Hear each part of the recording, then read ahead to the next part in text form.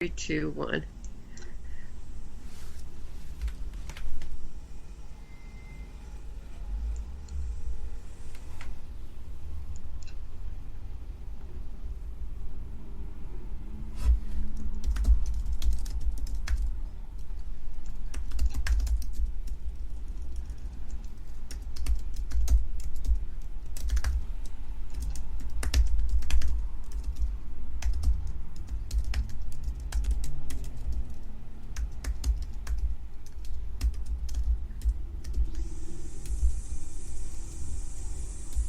Oh, wait.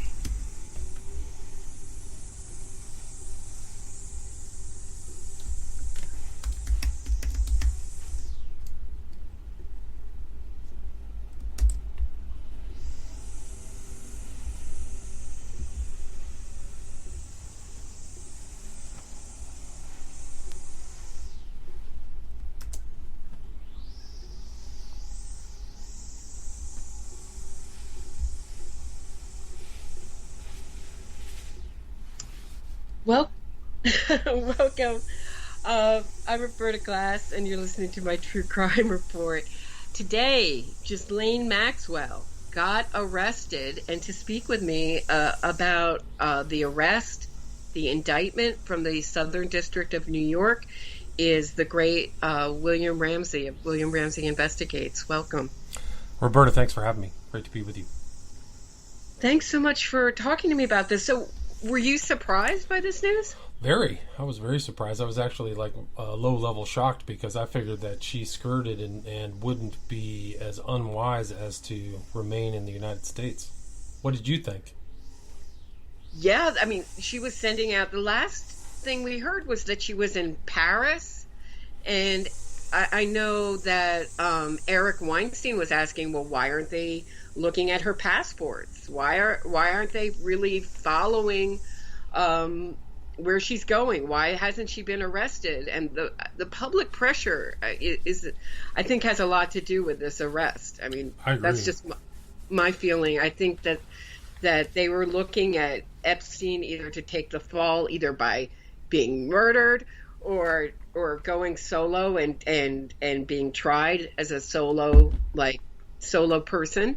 And instead, the public will not forget it. And, you know, if you just look at Twitter, they were demanding constantly that she be arrested. Where is she?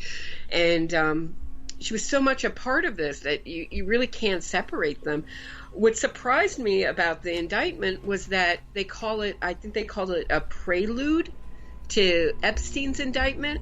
So the time is 1994 to 1997. Right. So what's your take on that? I think it's remarkable because I think that their long-term behavior reached up all the way to when Epstein was arrested, I think, in 2007 or 2006. And then even after that, they're seen together. So only for them to have this enough evidence to arrest for actions that took place that long ago is remarkable. And like you said, I mean, there'll probably be superseding indictments after this, I suspect, depending upon what transpires with this case. But it is really something that's all they really had. There's so much more information of her trafficking some of these other girls and things like that up into the time Epstein was arrested, the first time. That's my take, is that they're throwing out this indictment, which is fairly mild, I thought. And I'm going to go through the 6 counts in a second, but I think what they're doing is they're seeing if she'll cooperate. Right.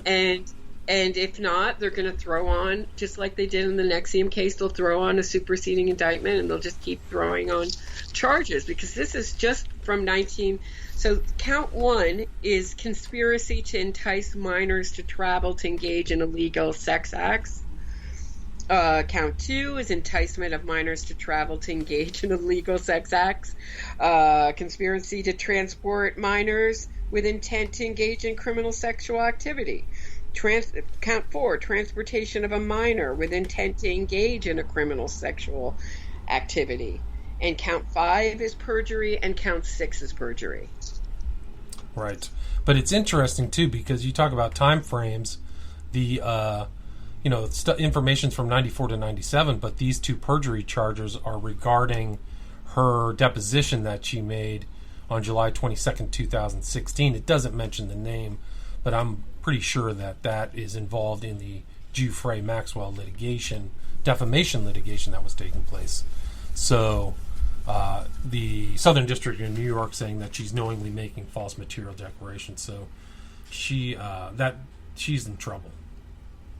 Yeah, the most shocking thing was the perjury for me. That she went so far and big with the perjury. I've never given a massage.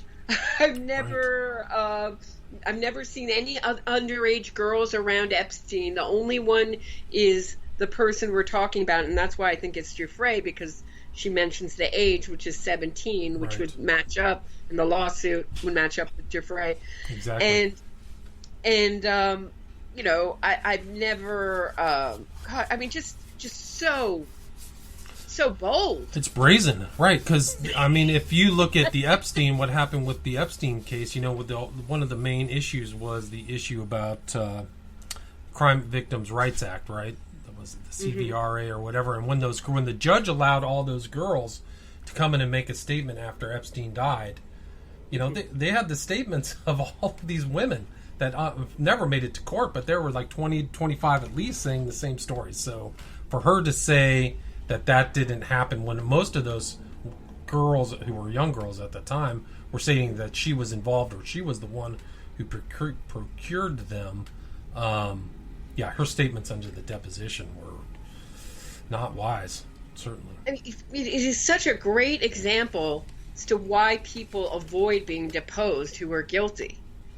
Because either you get trapped in a detail, or it comes back to haunt you, or it's just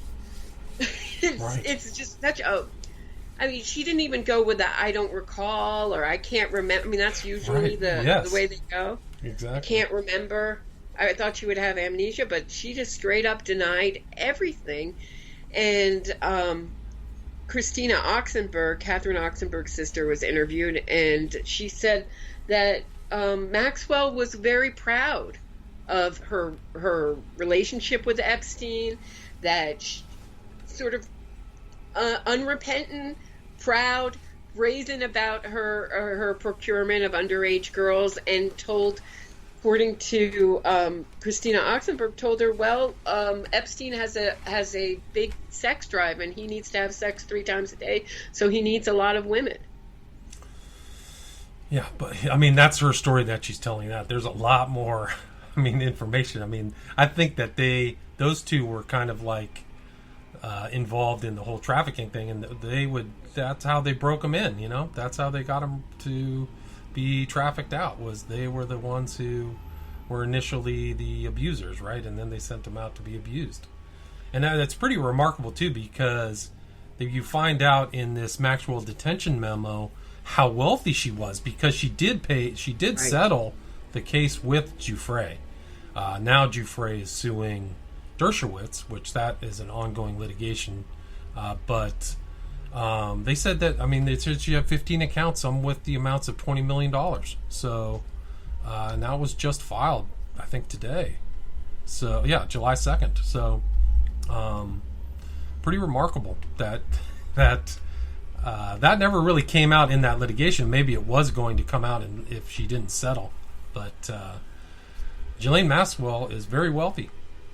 Can you talk a little bit about the other document? It's called the government's memorandum in support of detention. So they arrested her this morning, and then the government filed this. And actually, James Comey, the former FBI director's daughter, was signed on this, Maureen Comey. But it's basically the argument as to why she should not be granted bail. And they write here, it says, poses an extreme risk of flight. She will not be able to rebut the statutory presumption that no condition or combination of conditions will reasonably assure the appearance of the defendant as required. And the court should therefore order her detained. So they just don't even want a bail set. And they mention a lot of stuff. They mention that she has 3 passports, large sums of money, and extensive international connections, all things that the evidence shows true. So and they write, there's absolutely no reason to stay in the United States and face the possibility of a lengthy prison sentence. So that memo was filed today. Yeah. So when they say 3 passports, do they mean 3 passports like Epstein had with different names on them? Or do they I'm all not have sure. a name on them? I don't know. I don't know her. I mean, I know that she spent a lot of time in England, so she probably has a UK passport, meaning at least before Brexit, that means she has an EU passport, and maybe she has a US passport. So I don't know. I don't know which passports those are. Mm-hmm. But and they talked about her getting packages delivered, so I guess she would pretend like it was a gift and put another person's name on it and send it to her own Bedford, New Hampshire address. And her phone was listed under GMAX, I believe, and just sort of it doesn't look good when you need bail that you're hiding. That right. I mean, it shows you're hiding that you're guilty, and you're consciousness of guilt that you're hiding from the authorities. Right. Well, she just to clarify, she is a naturalized citizen of the U.S. and remains a citizen of both the UK and France. Okay, so that's what they mean. So that would be the 3 passports. The 3 passports, correct. UK, France, and America. So, it just reminds me so much of when someone like Keith Raniere, was found in Mexico. Right. When they find you like that, it's not a good way to get bail. When they have to come knocking down your door, like everybody's been wondering where you are. It's not a good look. Right, especially when you're on some fancy property that nobody knows where you're at, hiding in someplace nobody's ever heard of before, which is Bradford, New Hampshire. Right, an area to which he has no other known connections, according to the detention memo. So, what do you think about Berman being fired by Trump very shortly before this? I think it's very suspicious. It's very odd, but what's also odd is that the grand jury didn't send out anything until June 29th. So it's only 3 days ago. So once the grand jury okayed this or put the stamp on it, she was arrested within 3 days, which makes me think they must have known and been tracking her the whole time, just so they were waiting.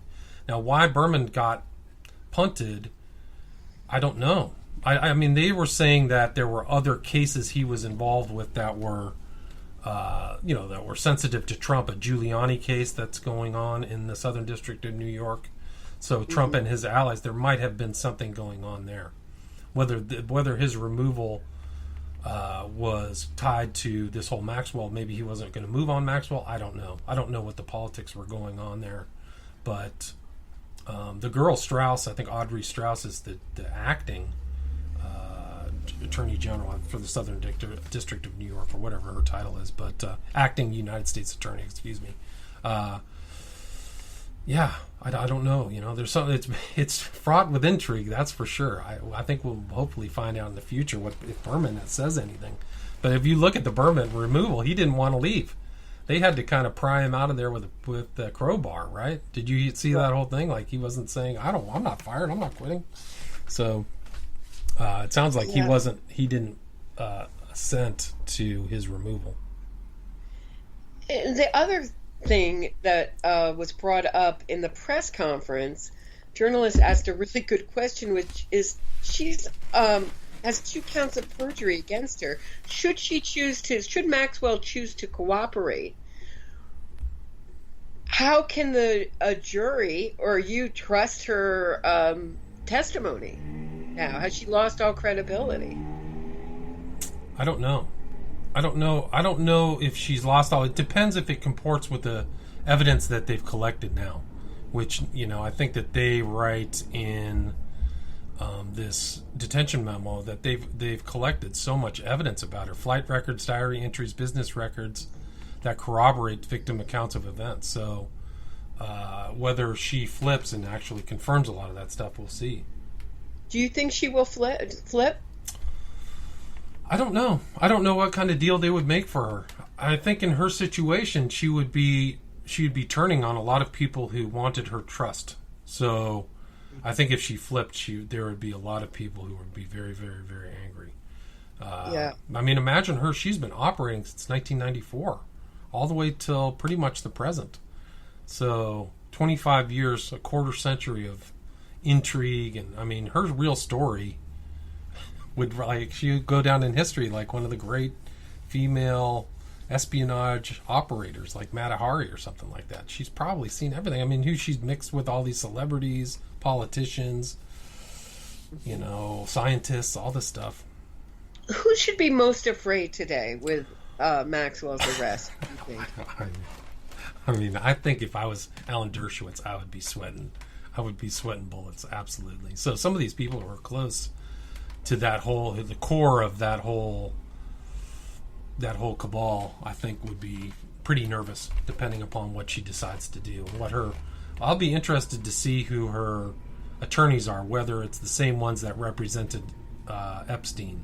I don't know. We'll see. But what was it, Weingarten? Do you remember offhand who represented Epstein? Was it Weingarten? And there were two guys.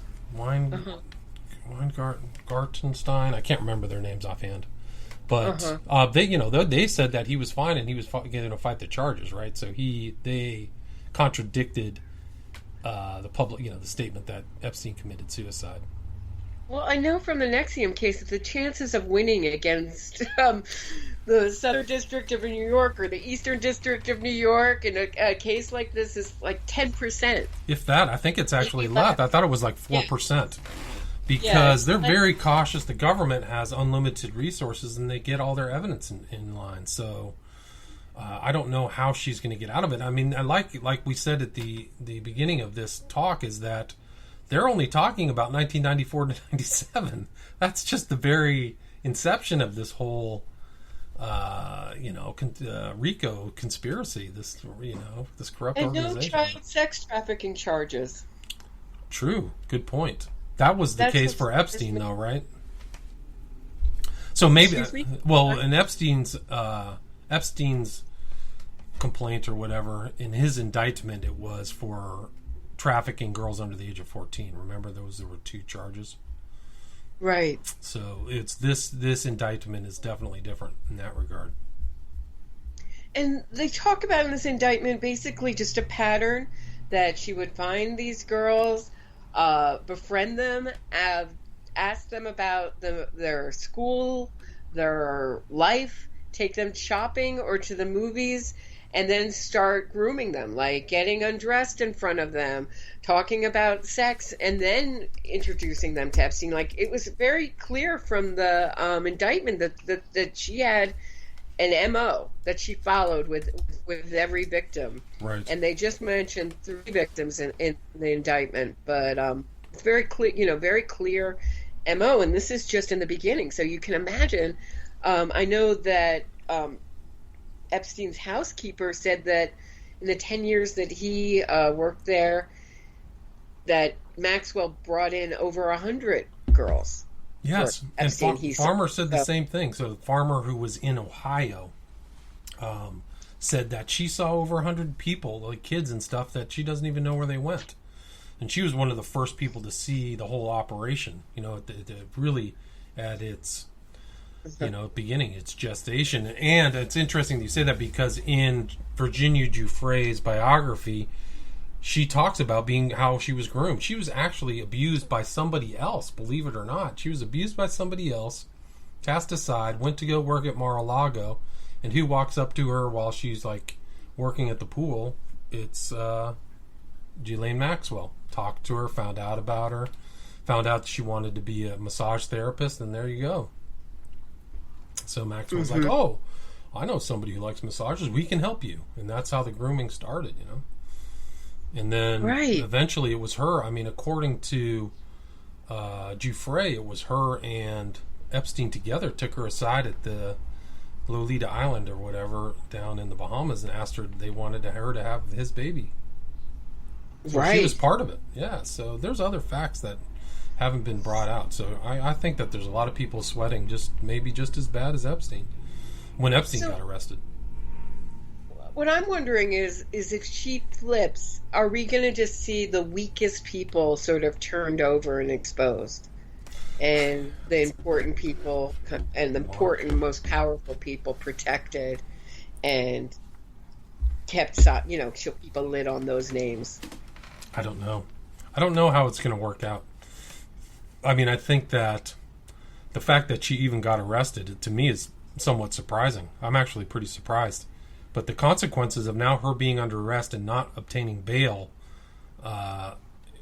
just means that they're really going to be serious about taking her to trial. I don't think that the MCC, the Metropolitan Jail down there, would want to lose another victim like that. Yeah, that they use Epstein, right? So are people going to let her either commit suicide or be suicided? I don't know. It shouldn't.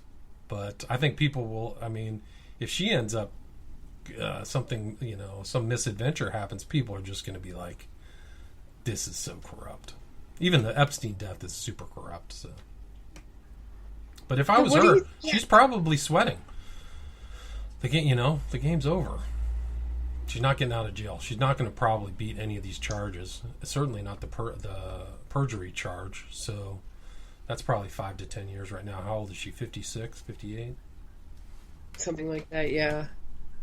I think older. Are we on the older side, right? I thought 58. 58 sounds right, yeah. Yeah. So do you think she was just so in love with Epstein that this is what, she had to do to be partners with him? Or do you think it was like two pedophiles meet and they call it love type thing? I don't think that's what brought them together. I think that they're involved in espionage. Absolutely. So I think that's a certain component of it. It's not just. I think the front is a front, and then behind it is gathering information on people, getting compromised material, pictures, etc. So how does this work?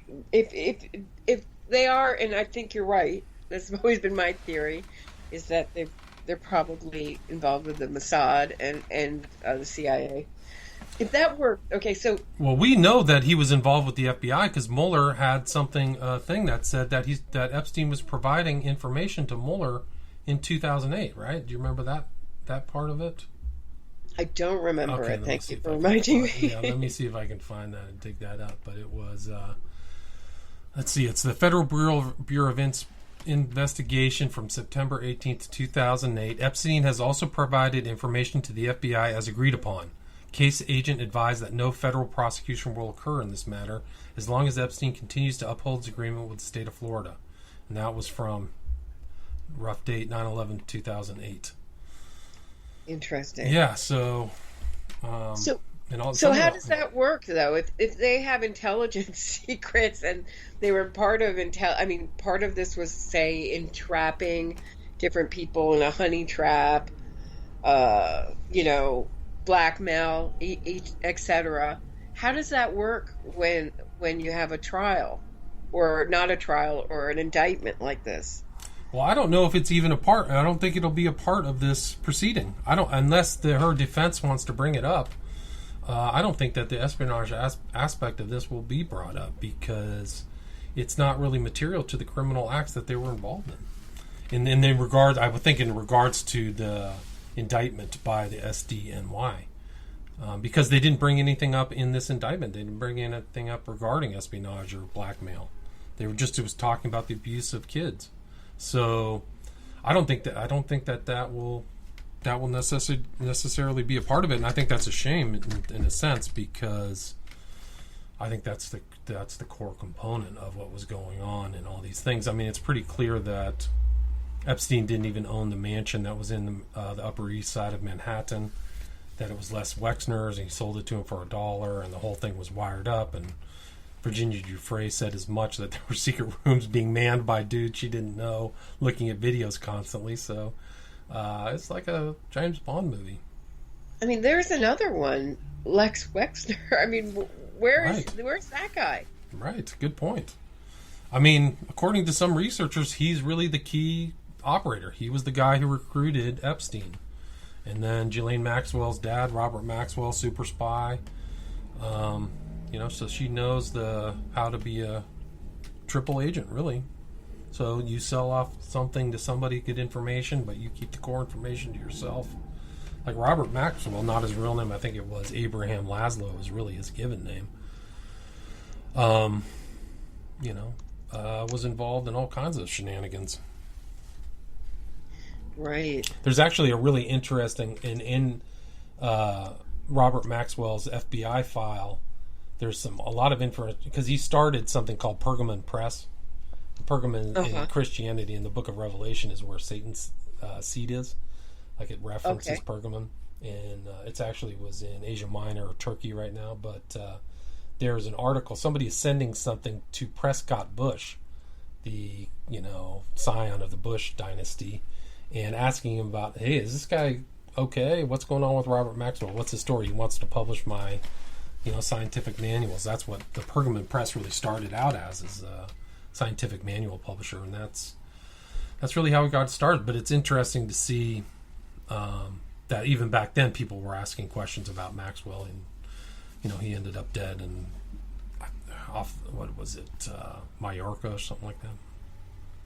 He jumped off his boat or was thrown off his boat, depending on. Yeah, I mean, so it's a perfect place if you want to meet somebody without anybody noticing. You do it on a boat, right? So maybe there was a meeting that went south. Nobody knew, nobody knows what the story. He was found floating in the ocean. Mm-hmm. So I think that's an important element, and it's really, I think in this court case will be a subtext. It's obviously not brought up yet, so I can't imagine her defense would even want to bring that up, because it would probably be more damning for her if the jury or anybody, if she goes to a jury. I think she'll just take one for the team and probably plead guilty at a certain point. I don't think that they can risk more information coming out. Right. I really don't. Yeah, I guess that's what my question is, sort of like a larger question, is this a trial to satisfy is this indictment to satisfy the public? I think in part. To close this up, seal it up as quickly and as possible? I don't know. I don't know if it's going to be sealed up, because I do think it's a part of satisfying public outrage. I think that's probably why she was arrested. Like, I've made the statement in some interviews, like, why hasn't she been arrested? Why didn't she get arrested with Epstein? They're clearly together for 25 years. Yeah. Right. Why didn't she get arrested when Epstein, the way NXIVM, they all, went down together around the same time? Prosecuted by the Southern District of New York as well. So they had a totally different approach towards these two than NXIVM. So, and I think it's because Maxwell and Epstein have way more juice and way more connected, and there's famous people around them with, they used to have gravitas, maybe Dershowitz or whatever. So, I think that they were probably gun shy. Right. Doesn't it seem more? It just seems more logical to me that they would be charged as co-conspirators. So would I. Why isn't there a RICO charge? Right, racketeering, influence, corrupt organization. Why aren't other people involved?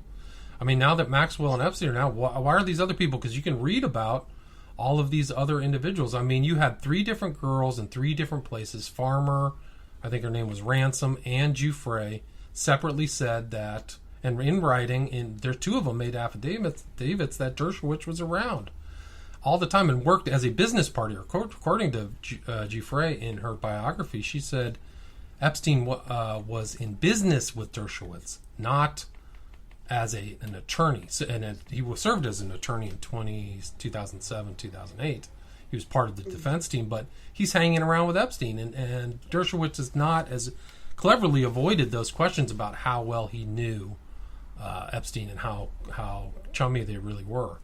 But industrial levels of child trafficking, and it wasn't some, one-off. They were just churning through kids, man, for 25 years.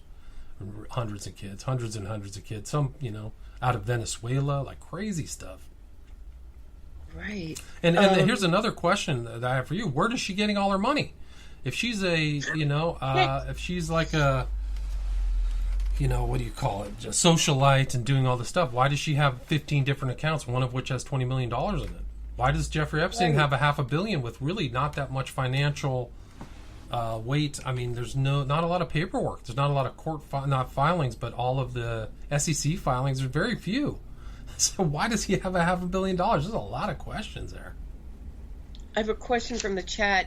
Do you think this is part of the minor attracted persons agenda, the mainstreaming of pedophilia? Oh, I don't think it's mainstreaming. I think that there was quiet. It was kept quiet and hush hush and in the know until it kind of blew up. If you remember, this whole I mean, it wasn't very well. The media didn't really cover the 2008 Jeffrey Epstein thing, at least to my memory. Maybe it was a footnote, but it definitely didn't hit national media. But it really took off after Julie K. Brown wrote that 3-section article in the Miami Herald. That's really when it took off. And there were other people investigate. Derek Brose and some of these early guys were definitely talking about it. But so to say that it's some kind of like this is normalization, well, maybe amongst that class, they clearly were operating at the highest levels of society. You know, it's not like they were. Ghislaine Maxwell, by all accounts, was a snob. You know, she was a child of wealth.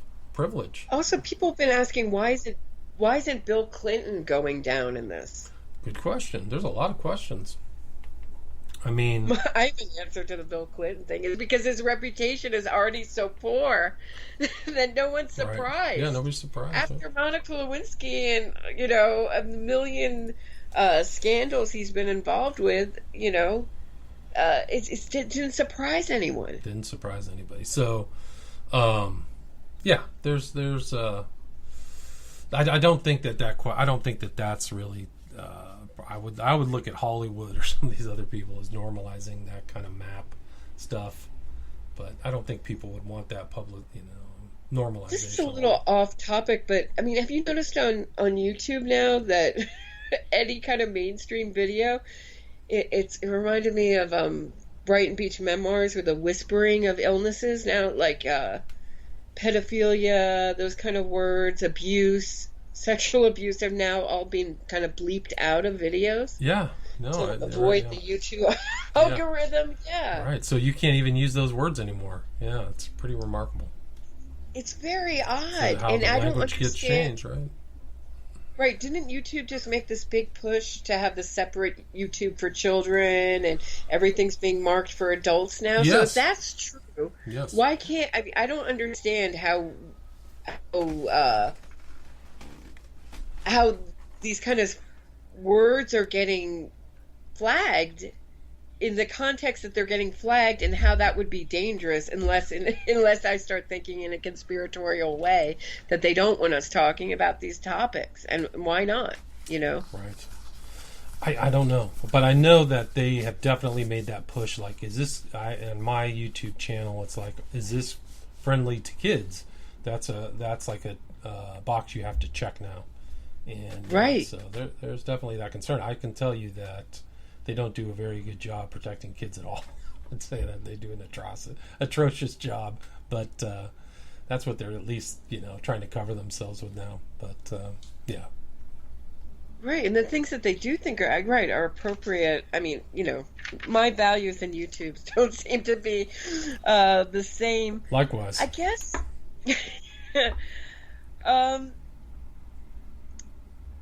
Another question: will she be deported? I think she would hope to be deported, but I don't think she's getting out of jail in the U.S. anytime soon.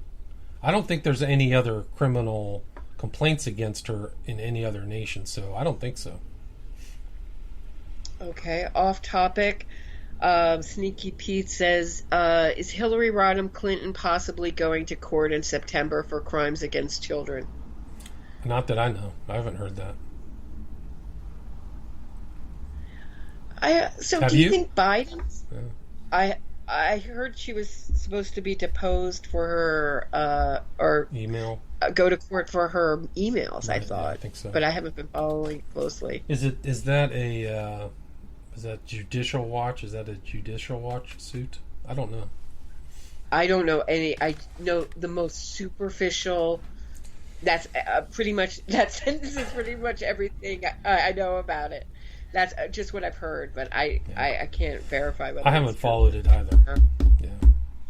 Yeah.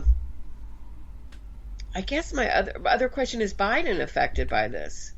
If we go from the Clintons to Biden. Yeah, that's a good question. I mean, is this really like a trafficking ring that crosses both parties, or is it only there because Clinton and some of these other people. I didn't see anything with Biden on the Epstein materials, so how that influences it. I mean, if there's a political change, this prosecution could just be done away with. So the president has the right to appoint any U.S. attorney that he wants to or fire. So if Biden came in and for whatever reason wanted to end it, the prosecution of Maxwell could end. The public would probably just go apoplectic, I think because I think that, like you said, the public opinion really wanted this to take place, or her arrest to take place, and prosecution. So, I mean, their crimes are grotesque, and I think they actually have worse crimes than even the record shows how far they're involved in organ trafficking, drug running, gun running, all that stuff, and it would explain their significant amounts of wealth. So that's interesting. Yeah, so you only saw part of it. A lot of the people who were talking are the girls who were abused, right? But there may be other things involved, and these guys are have all kinds of tendrils or tentacles all over. And there's stories. I think there was one about him Epstein meeting with one gun runner. I remember reading that back when the story was much more hot last year. But I don't know the totality of that, and I don't know if some of those people will ever give testimony in a court of law. So, I don't. Well, it's like the producer Arnon Milchan movie producer, got outed as a Mossad agent, and he was getting the director Sidney Pollack, right? He was in Eyes Wide Shut. Is that who I'm thinking that's of? Right. Yep, that's right. Into gun running. Really? There's a big article about it. Yeah, Right, Milchan was involved in getting nuclear, detonators for Israel. I mean, so these guys, they're operating on different levels.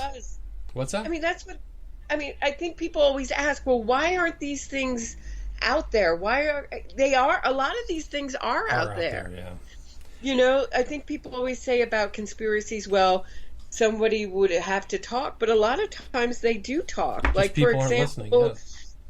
Right? I'm trying to think of the writers who wrote about the Watergate and Deep Throat. Yeah, Woodward and Bernstein. Right. One of their kids, I can't remember, I think it was Bernstein's kid, went to summer camp and told everybody at summer camp who Deep Throat was. Really? Wow. It didn't make it to the mainstream media somehow. I don't know. So it's like sometimes people do talk, and either it gets in the press and it doesn't get picked up. I mean, look at the Cosby story. Right. Look how long that was slept on. Wow. And look at Epstein. Point. There's another perfect example where, it was out there. You were out there. A couple other people were out there following the story, but, and then it broke like it was a new story. Right. I mean, I think people didn't know the enormity, because even at first blush, it's like, oh, something funny's going on in Miami. And then you hear about the mansion in New York. Oh, something funny's happening in Miami and New York. Oh, and then this island, and you see part of that through, like, Crazy Days and Nights is reporting on all these celebrities down there. And then you hear about Santa Fe, New Mexico. It just goes on. And then you have these weird flights, and then they have a plane that you can, that type of plane that you can drop a ladder off the back while it's flying. Who in the world would want that unless somebody was trying to do drops? I mean, it's off the charts. These guys are involved in all kinds of stuff.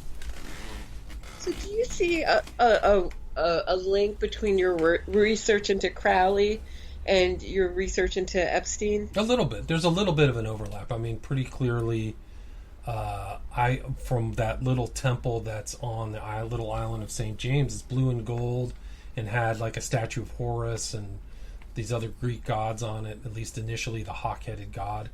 And there's other stories. I mean, I think Giuffre said that Ghislaine Maxwell had a black cloak in her closet that she knew of, and all kinds of weird, I mean, it gets pretty dark if you read her biography, but yeah, I mean, there is something strange going on. There's definitely that patina of some kind of occultism these guys were involved in. I mean, how total it was, and it seemed like, yeah.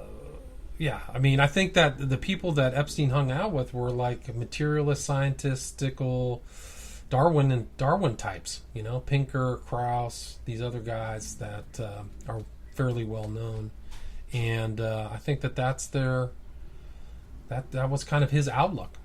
So, Dystopian Deep Dives is asking what do you think of the temple and the sundial? Right. So there's that. There's a sundial on his property in Santa Fe.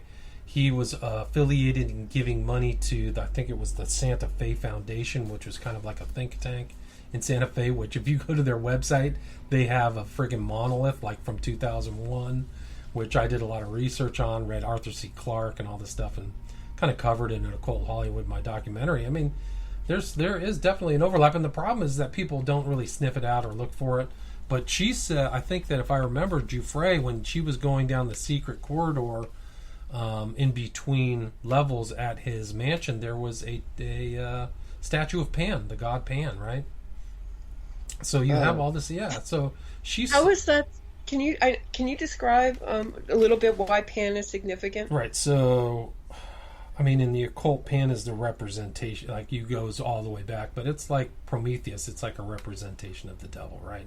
So you have the great god Pan, the god of the hunt or the forest or whatever, and so it's just something that people would use as a symbol. Like, if you go to Rockefeller Center, you'll see the gilded Prometheus, right? So Prometheus is another symbolic representation of Lucifer. And so, like Crowley wrote Hymn to Pan, that's probably his most famous poem, is Hymn to Pan. But, something Jack Parsons used to recite during rocket launches. And so you just, it's just a common theme, I would say, in the occult, is this representation of the I think it's half man, half goat Pan. Mm-hmm. And what do you make of John Brisson says that Epstein had major connections to the scientific elite? Yeah, just like I said. So, like Krauss, Pinker, he was definitely integrating himself. If you look at like those old pictures of him, he was at he was clearly integrating himself at these kind of like think tanks, like I talked about this one in Santa Fe. But there was the Monterey one, where, the Sergey Brin is there, Wojcicki, or whatever you pronounce her last name, the head of YouTube, is there. So he's mixing with them. These guys are pictured together, and there's a lot of questions there. So I think that he was definitely trying, and we can get into Joy Ito in Boston at, what was it, MIT, right? So he was giving money there. So he's integrating and corrupting and getting himself into these places. And I think Joy Ito actually had to quit because of his affiliation, and it seemed like he was covering for him. I don't remember that part of the story, but yeah, that integration into the scientific elite is there for certain. What do you know about Epstein's relationship with Bill Gates? Well, that's another good. He's pictured together, right? But I think that there was the allegation is that he and Ghislaine Maxwell were acting as pimps for Bill Gates and set him up on a date. Well, if you want to call it a date, with like a mother-daughter Swedish couple pair. Have you heard? Yeah. So there's definitely some, and that's just another integration of, a techno elite person is Bill Gates, and so yeah, And Bill Gates just released that, or Microsoft just released that ad that got pulled. Right, with the witch, Abramovich? Abramovich, yeah. The spirit cooker. So you can see all these ties, right? So then you go to the Podesta emails with Abramovich, the spirit cooking, to Microsoft, it's pretty crazy. And they pulled that like within a day. So yeah, wow. Yeah, it's pretty crazy. There's just allegations. There's stories of things taking place at that island. There's, trafficking, things being brought in. It was like a garden of earthly delights or whatever. So people would get whatever their thing was. Seemed like that was what was going on down there. And they could do it in what they thought was a private environment, right? But they were probably being filmed the whole time, every single one of them. Being blackmailed. It's interesting too. Like, there were stories that were published on CDAN. Like, somebody was trying to get that material. Like, I think Epstein and Maxwell had some property in Mexico with a safe, and they went to that property, and their safe had been carved out of the stone. Like, they put it in the stone, and somebody showed up and just took all the stone around the safe, and the whole thing was missing. There's just a big hole in the rock where their safe was. So people were trying to, there were interested parties trying to, make sure that they could cover up or get any blackmail material from these two. Yes, assuming that story's correct. Right. Speaking of blackmail, so do you think, I'm trying to put myself in Ghislaine Maxwell's headspace, and if I were she had to know this is coming, right? Do you think she was... Well, that's a good point. I mean, I think that she had to have anticipated, but why is she in the U.S.? Why didn't she go somewhere with no extradition? Why didn't she stay in France? Did somebody lure her to the U.S.? Why is that, right? Epstein got arrested in what? Was he arrested in June and died in July, in 2019? Right. And according to this detention memo, she didn't buy her property in New Hampshire till December of 2019, so she's clearly moving around, and people want to know where she is. Like, why did she end up back try to operate in the U.S.? Not thinking that she couldn't get busted? I don't know. Is it overconfidence? It's the same thing as Epstein. Why is Epstein traveling to Teterboro Airport when people are asking questions about him, knowing his background? Like, do you guys have that much confidence that you can't get busted? Right, was she promised protection by someone? And now that she's been arrested, is she going to be making calls to her most powerful friends and using some of the blackmail stuff she has against them to gain favors? Good point. Was Epstein doing the same thing, right? So, in all that time between the time he was arrested and died, wasn't he, do you think he was trying to call in his chips? Like, hey, I got this, I need your help, blah, blah, blah. I don't know. That's the thing I wonder most about is Epstein's phone records. Who was he talking to before he died? Because unlike the rest of the American public, unfortunately, I have the unpopular position that he committed suicide. Even my mother disagrees with me. But I think that it was a kind of suicide, like, now's your time to do it kind of thing. Like an ordered suicide, like right, kind of like The Godfather.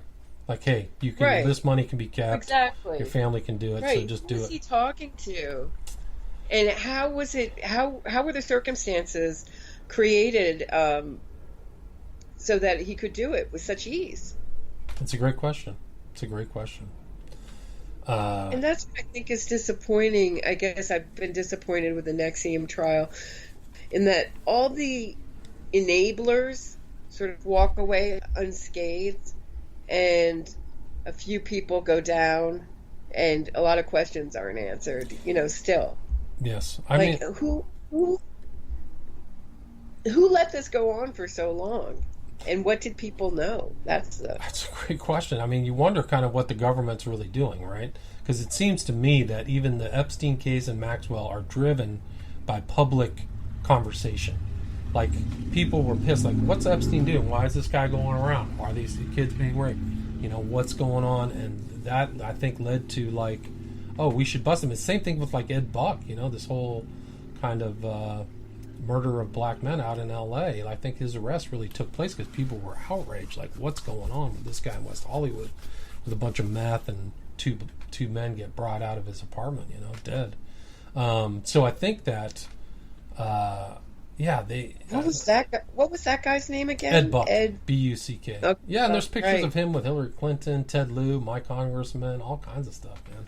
So he was definitely kind of in there, but I mean, and there's rumors about him too and his criminality, but you kind of just wonder what's going on. I mean, who's running the counter intel? Who's running the FBI at that point? I mean, I think it was Stroke who was the head of counterintelligence for the FBI from 2008 to 2016, right? Or something like that. Uh-huh. So, I mean, if you look at his capabilities and competence, there's a lot of head scratching there. So, I have a great question for you from Georgia. How was Maxwell able to transfer over $1 million without the federal government taking notice? And then she Right. says, if I try to pay, I'm sorry, it's in a weird spot, try to pay my credit card, I think she's saying. Like my bank, basically throws up a flag. How is she Sure. able to transfer that amount of money? Great question. I mean, they're clearly moving money back around. I mean, that's what this Maxwell detention memo says. She's sending money to Epstein. He's sending it back to her. So there's clearly some kind of laundering or something going on. And I don't know. How did they get away with this stuff for so long? That's the whole thing, is that the way that our government is now run, that if people have political pull or they know politicians, they're above the law? And that's why they're brazen about their criminality, because of their connections, and that prosecutions are based upon who you know and who's in power? Because if that's the case, we're in deep trouble, man. That's for all Republicans and all Democrats, because these two certainly operated like they were above the law. I mean, look at Epstein's first conviction in his charge. They only charged him. They moved and got some kid, so he didn't get convicted for raping a kid under 14, right? So it was like somebody under 16. So they found one of his victims who was old enough to get him a light sentence, and the whole thing was just it was grotesque. So, if you had to predict how this is going to go down with Maxwell, what would you say? What would your prediction be? I would think that nobody will let her go to trial. I think that if she wanted to save her butt, she would plead guilty to something and make a deal. So I don't think there'll be a trial. I think that she'll get the message that she should just plead guilty and go away. And that would be my guess. I don't think that if she got murdered in jail, or something bad happened to her in jail, it would just be so outrageous that the entire system would have to come into question, the entire justice system.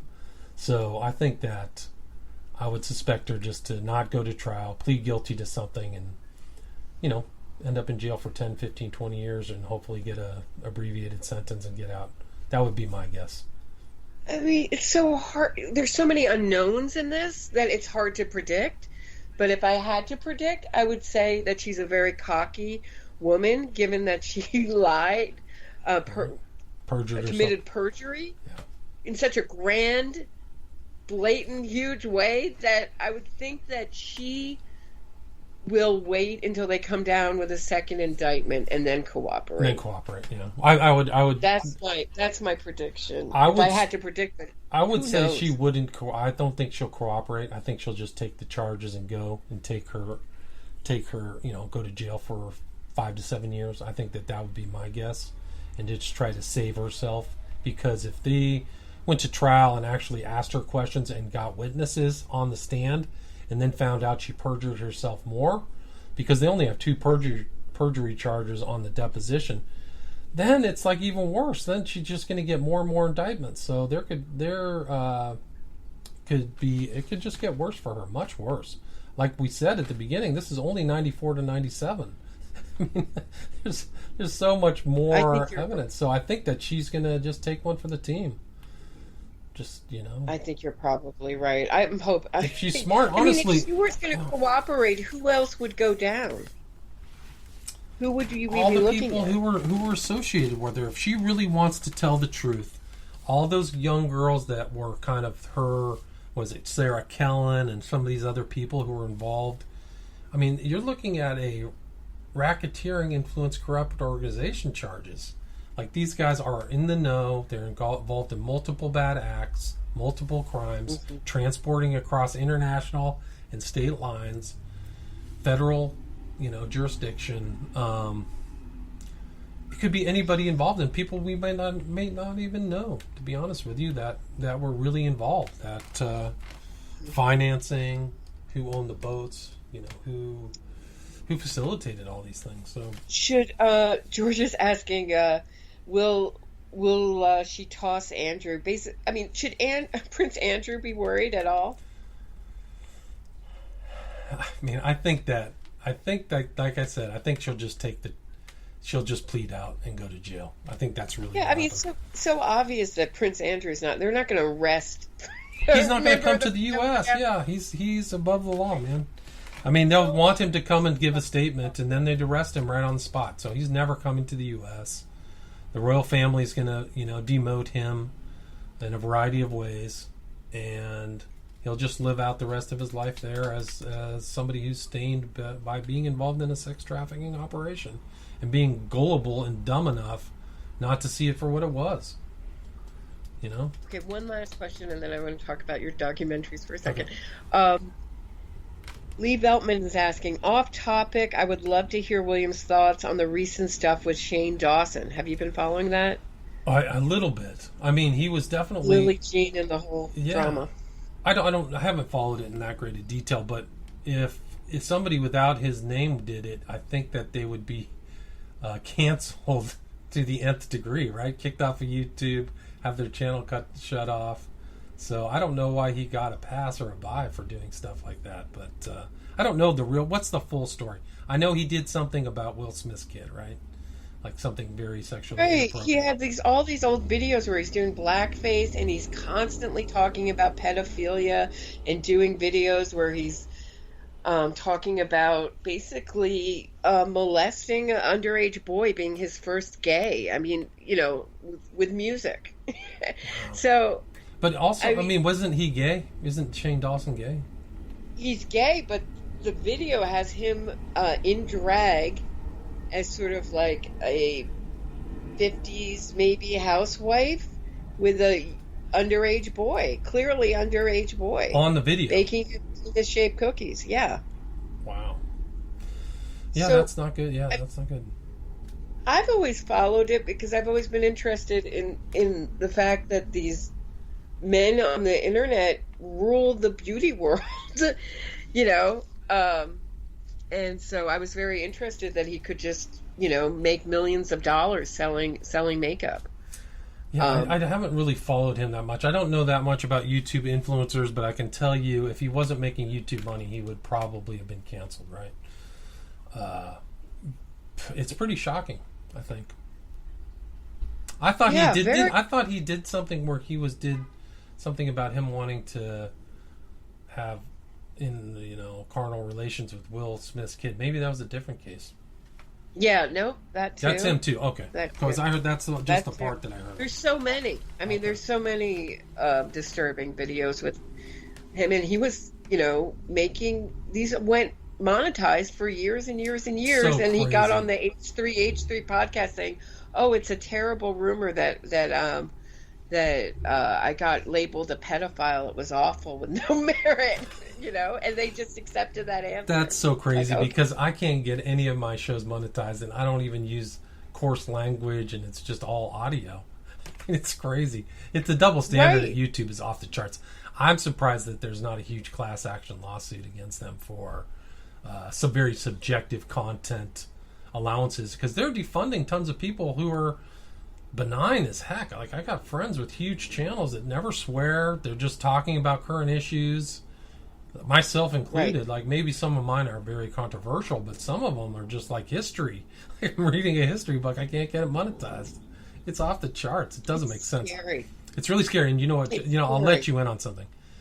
When I was using YouTube, I had a backup channel, right? So I was uploading to each one, and I would upload the same thing to each channel at the same time, and one would get monetized and one would not get monetized. So I have incontrovertible proof that YouTube's monetization scheme is purely subjective, because I can show it from my own channel, my own two channels.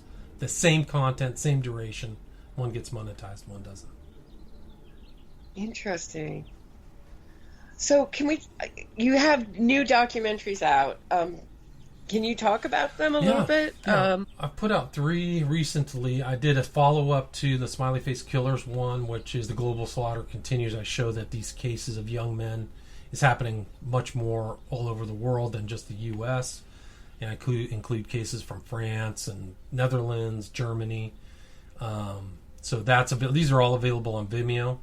That was titled Smiley Face Killers, The Global Slaughter Continues. Then I did another one on Crowley, which is kind of an adjunct to my book about him. It's Aleister Crowley, 9/11, Prophet of Evil, Aleister Crowley, 9/11 and the New World Order, and then I just put out one last month, or in June, which was a kind of a corollary to my book Children of the Beast. So a lot more visual stuff. It's long.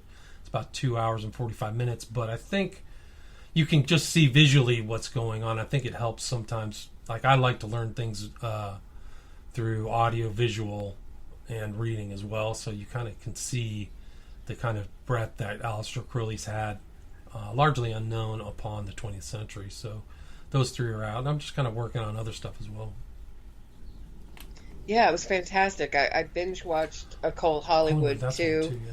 And Children of the Beast documentary back to back. It was excellent. Good. Really, really interesting stuff, Okay. and well put together. And so I recommend anyone.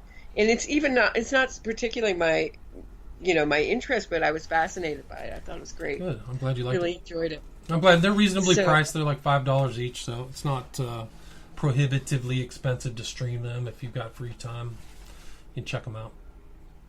Yeah, I was, and I think for a little bit more you can own them, which it's true. They're an excellent reference. My books are actually now available on my website, WilliamRamseyInvestigates.com. So if people want signed copies of my books, you can order it there at my website, which I finally put back up.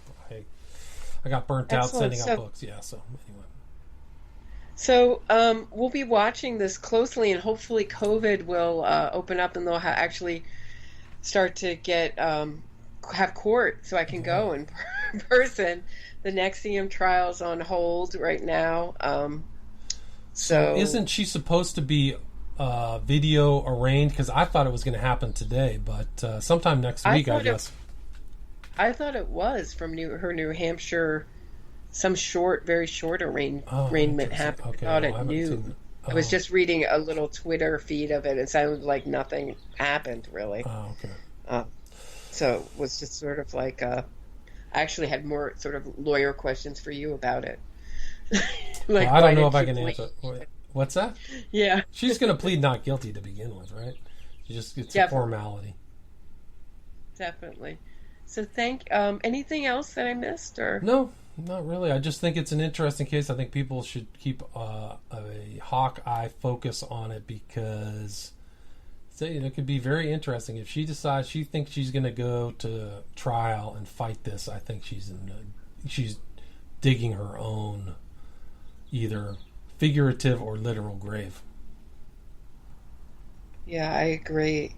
And just quickly, are you going to do a Joe Rogan expose episode part 2? I should. I really should. There's more information I didn't cover, but I did do one where I talked with Valibus about there's something funny about Joe Rogan, which, we kind of I think our conclusion was he's clearly structuring some of his talks, because he had this guy, this chef for Jeffrey Epstein on. He never asked him an Epstein question. It was Adam Scott Perry or something was his name. But Giuffre mentions him by name in her book, that he was working for Epstein at his mansion. Scott Perry, who now runs kind of a steakhouse here near the Pantages Theater in Hollywood. But never asked him a question, not a single one. And it's crazy too, because Rogan has done so much kind of extemporaneous conversation about Epstein with his friends and as part of his broadcast. So it was pretty surprising to admit that. When the NXIVM story broke, he defended Raniere and the cult. Wow. And he said that this was some kind of BDSM club, and these women had a libertarian right to be abused if they liked it. It was all. And be branded with a hot laser. Abused. Yeah. What if they were into it? I mean, his reaction was so off the charts absurd. Did you hear of the recent attempts to cancel him with his conversation with Joey Diaz? No. Oh, well, that's probably good that you didn't hear that, because it was bad. There was a conversation between those two 10 years ago where Joey Diaz was saying, I think he was a bouncer or something, that he would require sexual favors from women to get in it, and Rogan just laughed along with it. And Diaz said he did it to like 20 to 25 women. Wow. Yeah. Well, thank you. I think we've done it, right? Yeah, I think so. I mean, I don't know what else there is to say about what. Is there anything you'd like to finish up with? Questions, What's that? right? It's just questions. All we can do is ask questions right now. I mean, we have a little information, but it's like really it's like a jigsaw puzzle where we only have some of the pieces. Yeah. So there's these big gaps. There's a lot more to that story, you know. I wonder if the true story of these two, the international man and woman of mystery, will fully ever be told. Probably not. I don't think so. I really think it'll be like, you know, JFK and a couple other things. Did you hear that the original attorney published a book on Epstein? The guy, I can't remember his name right now. Was it? No. I can't remember. The tennis player attorney. Do you remember that guy? No. Let me see if I can find it. It's not Boys. It was the original guy from Florida. Do you remember that guy's name? I do. What was his name? I know who you're talking about. Yeah. Yes. He was the original attorney that the victims came to. Yeah, Is that right? yeah, that guy. He just published a book. Is he giving interviews? Brad or? Edwards. Brad Edwards is his name. So he's now the head of Edwards Pottinger, but let's see. What does he have to do with tennis? I just remember him because he was like a top tennis player before he became an attorney. Oh, okay. So that's like in my mind. That's like the mnemonic I remember. Try to remember his name. Let me see if I can find this. Let me see if I can find the title of his book. Relentless Pursuit: My Fight for the Victims of Jeffrey Epstein. Bradley J. Edwards. If you get a chance, you should interview him. March 31st, 2020 it came out. He has 53 5-star reviews, so it must be good. Excellent. Yeah, you should interview him. That'd be a good interview. I would listen to that. Definitely. Okay. All right. Oh, thank you, William Ramsey. It was always such a pleasure talking to you. Great to talk with you as well. Okay. All right, bye-bye. Thanks, guys.